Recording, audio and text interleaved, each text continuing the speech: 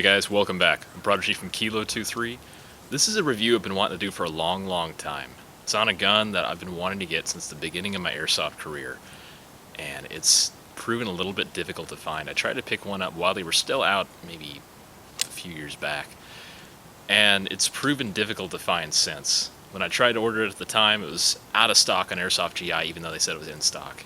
And I clicked, and it was like, oh, sorry, we're out of stock. So, I've kind of looked a little off and on ever since to try and find one. And I finally found one. Funny story how I got it, if you guys will indulge me for a second. This gun apparently was sitting in someone's house, and that house was condemned. So a buddy of mine apparently rescued the gun. It's brand new in the box, never used, beautiful condition, no rust, still the orange tip and all the accessories and everything.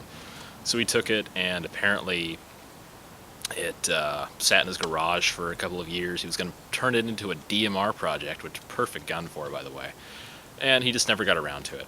So I put a post up maybe a month and a half ago saying, hey, I'm looking for this gun. Does anyone have it? I've got some great trades if you guys are wanting to part with it. And so he's like, yeah, dude, since he asked for this gun specifically, I've got one sitting in my garage. And I'm like, it's the classic Army Sar Taktik Rifle 2. Marui calls it the G3 SG1. It's basically an HK rifle, very beautiful rifle. It's not super heavy, but it is a large gun. As you can see, I can barely fit it in the camera frame here. Now, Classic Army made these several years ago, so they're not the newest thing in the world. They still got their 6mm metal bushings. They're pretty low-powered springs. This is shooting roughly 300 to 305 feet per second. When I got it, it was practically brand new. I was overjoyed. It had less than 500 rounds through it. These mags hold about 500 rounds, and I think my buddy had put about a mag through it after he did his basic tech work on it. It had been opened up. It had been messed with a little bit as far as shimming and whatnot. It had been cleaned up as far as grease. But all the parts were there. It was practically brand new. Zero complaints. I love this gun. It is absolutely fantastic, and I will keep saying that throughout this video and long after. This is probably going to be my next DMR project. It's going to be a very budgeted one, so it's going to be out parts I probably have off my shelf and everything. But let's just talk about a little bit what the gun comes with. Very basic package. You get a 500 round high cap magazine, which, Classic Army mags are great, so no problems there. And it comes with a cleaning rod and your manual. Mine didn't have a manual with it. Could care less. I know how to take it apart and work with these guns. They're fine. But cleaning rod, it's great to have that in there. It even came in the box. I was super happy to get the box with this. How many guns do you get that are out of production that have a box? So let's talk specs on this guy a little bit. It shoots roughly 300, 305 feet per second. Older Classic Army guns they'd say online between 300 and 330 or so. I believe it. This is not the most powerful gun in the world by any means, but over time I'm going to make it a really hefty DMR. It's going to be a lot of fun doing that. So the gun comes with, internally, I'm not going to do an internals video on this or anything. I've already taken it apart one or twice to actually tune it. The first time I tried to do some upgrades, had some issues with them, so I thought, I'm just going to tune it stock. So I'm doing that and leaving it like this for now. It shoots 300 and I'm happy with that. Internals, version 2 gearbox, stock torque Classic Army motor. Not the fastest thing in the world by any means, but I put a 7.4 large LiPo on and got about 15, 16 a second, which is fantastic. I'm fine with that. 6mm bushings. It still has their metal spring guide in there, which is great. This one doesn't have their bearing one quite yet. That's a few years too old. But the wiring is pretty good on it. The trigger harness. These older ones on the Classic Armies aren't the greatest. Their new ones are a lot nicer. But it still works fine. I have not had any problems with it. The only thing I did not like was the hop up. The groupings were not that amazing with it. But, it's been sitting for a long time. It's barely been used. So enough of my ranting about what is in this gun and what I like about it. Let's just actually go over the details of the gun. I'll start with the stock and move my way forward. Now, if you've used an MP5 in the past 2 years, you understand the gist of these. Push down on this. This is a rubberized butt cap. Very nice. I have actually installed a Dean's connector on mine, so it'll come with a large Tamiya. But I'm still using the stock wiring and everything in it. And it'll fit up to a 9.6 large, which I really like. I run a 7.4 large in this, which runs all my DMRs, by the way. I don't even use 11.1s hardly, unless I'm doing really high speed. Flip it over here, and we've got a sling attachment point. This will run a lot of the MP5 sling points. You can also put like your own custom sling in these. It's a lot easier actually than finding one that'll fit this specifically. Something I really like about this particular one, not all G3 style guns actually come with this, but it comes with a rubberized cheek pad. I know the JG version does, and maybe one or two others, but not too many with full stocks come with the cheek pad anymore. Moving up the gun a little bit to the receiver, I love all the trademarks they put on these, very realistic, and they're, I believe they're painted on. That's fine. I'm actually very careful with my guns. I'm probably not going to wear those off for a long, long time. Flip it up to the top here. You can see it's actually got a custom serial number they put on here. I really like that. On these older guns, it's kind of cool to see what production model you got. Also, with these classic armies, this is actually the only G3 SG1 or Sar Taktik Rifle 2 to actually have a metal body, metal upper and lower, that comes with the gun stock. I remember the Marui SG1 that you could buy a long time ago. You could actually buy an aftermarket metal body for it. That was another like $200 or $300, which is the cost of the rifle right there. So the fact that it comes with this, and they retailed originally for like $300 or $350 or something, that's a fantastic deal. Really, really nice. Mag release on this, just like an MP5, it's ambi, so you can access it from either side.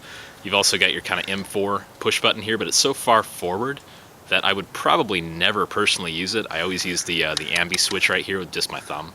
Now, one of my favorite things to do on this gun is actually adjusting the hop up. You can pull the charging handle back here, and it locks into place just like the real one. And you can see your fake bolts have been pulled back about 3/4 of an inch here. You've got your dial in here, very easy to adjust the hop up. It's not the firmest in the world like some of the newer hop ups, but it still does very, very nicely. It's the wheel style like your G36 or something similar. And these still stay in place very, very nicely. And letting the charging handle go is just the most satisfying thing in the world. The rear sight on this guy is metal. It's just like the MP5 basket sight, very similar. HK makes both this and the MP5, so there are a lot of similarities between them.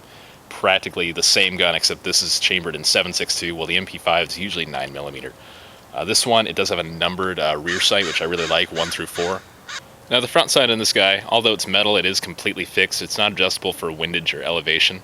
Now, one of the small downsides for this gun, if you're using the cheek rest, using the iron sights on this gun, it's a little tedious.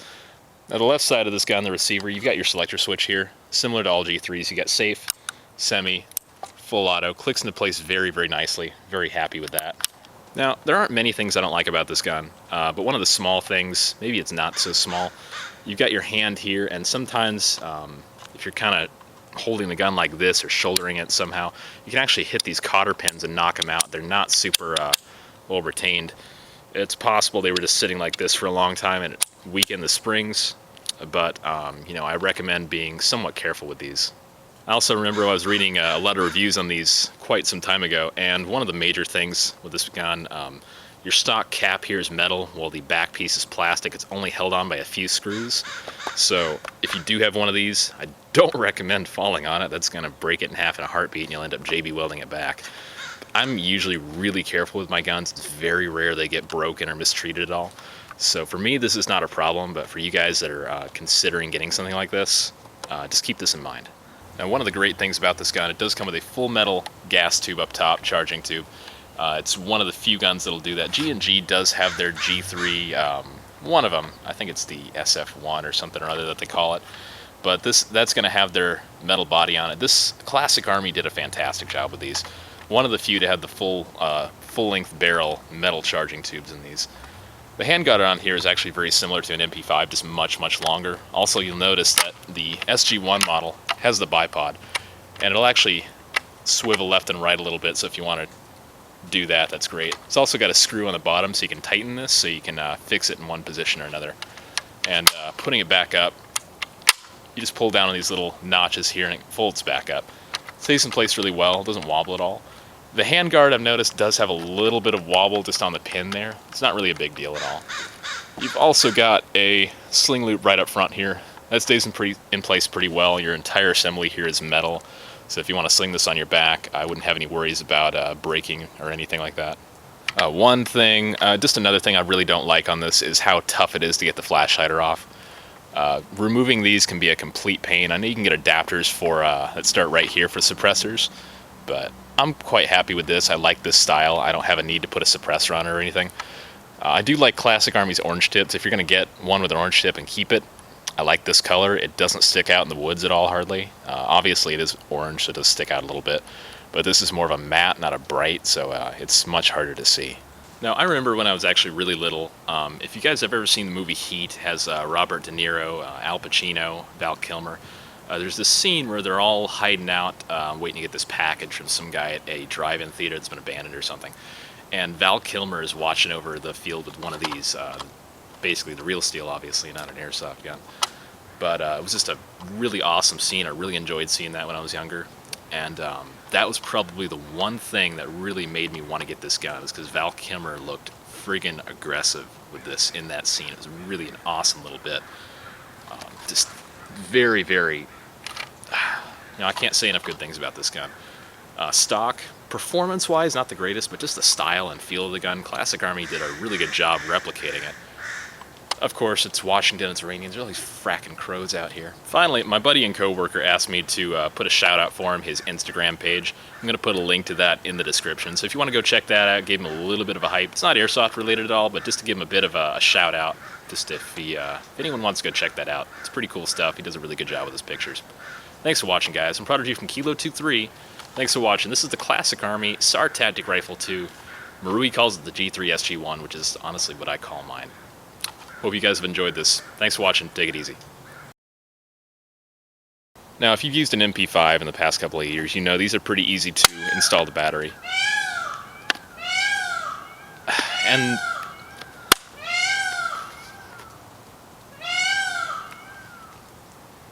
yeah, my neighbor has peacocks.